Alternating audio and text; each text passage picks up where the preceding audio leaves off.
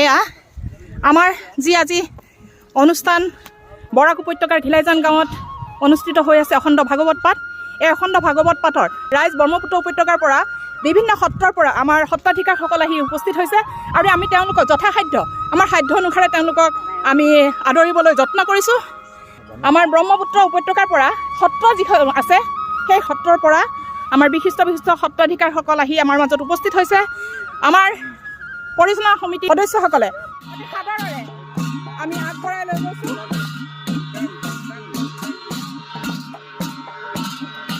এয়া আমি তেওঁলোকক আগবঢ়াই লৈ আহিছোঁ।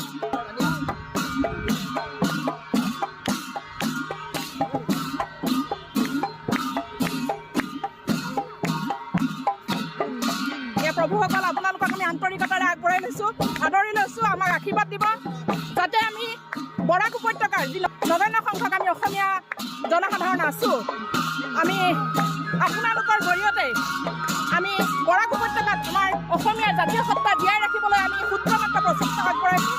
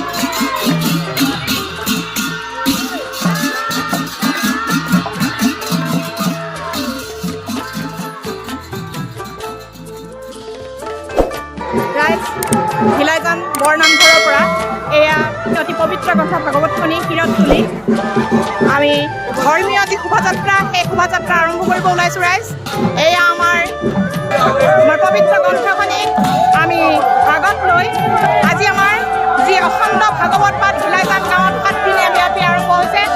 সেই অখণ্ড ভাগৱত পাঠত আমি যি দ্বিতীয়টি অনুষ্ঠান শোভাযাত্ৰা অনুষ্ঠান, এই শোভাযাত্ৰা অনুষ্ঠানত আমাৰ বিশিষ্ট আমাৰ অতিথিসকল আমাৰ ব্ৰহ্মপুত্ৰ উপত্যকাৰ বিভিন্ন সত্ৰৰ পৰা যিসকল বিশিষ্ট সত্ৰাধিকাৰ আমাৰ মাজত উপস্থিত আছে তেওঁলোকক লগত লৈ আৰু আমাৰ সমাজৰ ৰাইজক লগত লৈ এয়া আমাৰ শোভাযাত্ৰা আৰম্ভণি কৰিব ওলাইছোঁ আমি।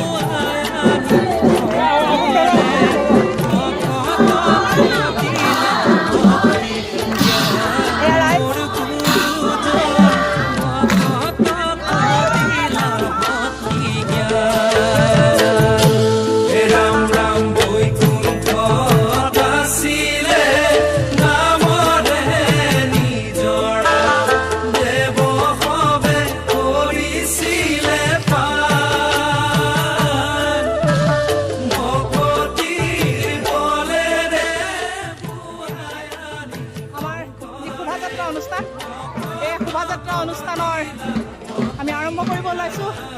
এয়া আমাৰ ৰাইজ আগবাঢ়িছে।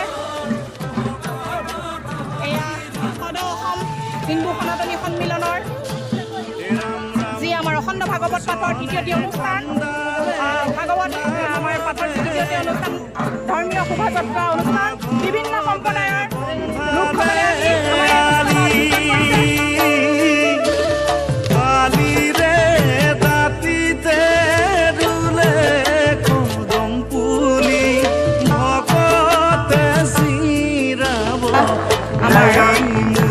বৰাক উপত্যকাৰ ঘিলাইজান গাঁৱত আজি 7 দিনীয়া অখণ্ড ভাগৱত পাঠৰ আয়োজন কৰা হৈছে। আজি সেই অনুষ্ঠানৰে দ্বিতীয়টি অনুষ্ঠান আমাৰ ধৰ্মীয় শোভাযাত্ৰা অনুষ্ঠান। আৰু সেই শোভাযাত্ৰা অনুষ্ঠানত আমি আগবাঢ়িবলৈ লৈছোঁ।